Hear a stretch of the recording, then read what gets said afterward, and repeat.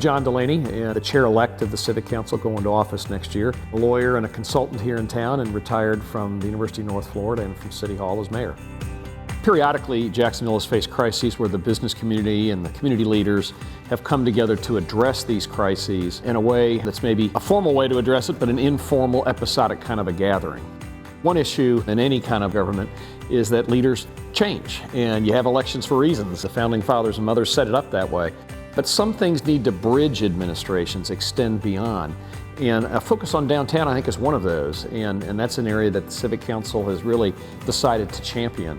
The original premise is you wanted members that were engaged in the community, that were interested in how the city was doing, in the culture, in the arts, in the economic development, in the environment, in the political crises that are just simply going to pop up every few years. That's just the nature of government. The Human Rights Ordinance, or the HRO, is perhaps a classic example. You do not necessarily think of that as a business issue, but it's fundamentally a business issue.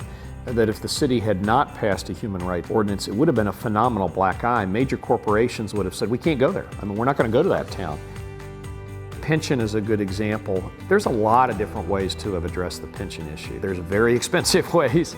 There are politically undoable ways. There are dramatic, draconian ways that would have an impact on the quality of the policemen and the firemen that we have in this town. Trying to thread your way to the best solution, that takes more than just sitting in a city council meeting in the mayor's office. That takes a lot of brain power to go behind it. And a lot of different stabs were made at addressing the pension plan. But the Civic Council kind of had a framework that they thought was best for the community. That may best exemplify some of the best work that the Civic Council has done, is to help lead the city to a solution that was going to be the most viable and politically pragmatic.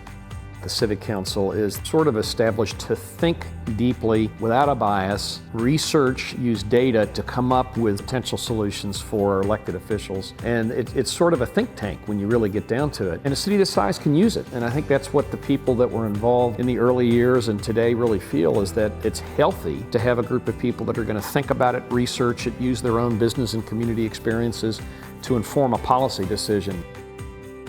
I just think it's a great city, and my kids are here, my grandkids are here, I expect my great-grandkids will be here. It's a wonderful quality of life, and you want to preserve it and make it better, and that requires some more deep thinking than often we do in public life nowadays. And I think it's a very healthy thing to have that kind of conscience among the community and business leaders here in town.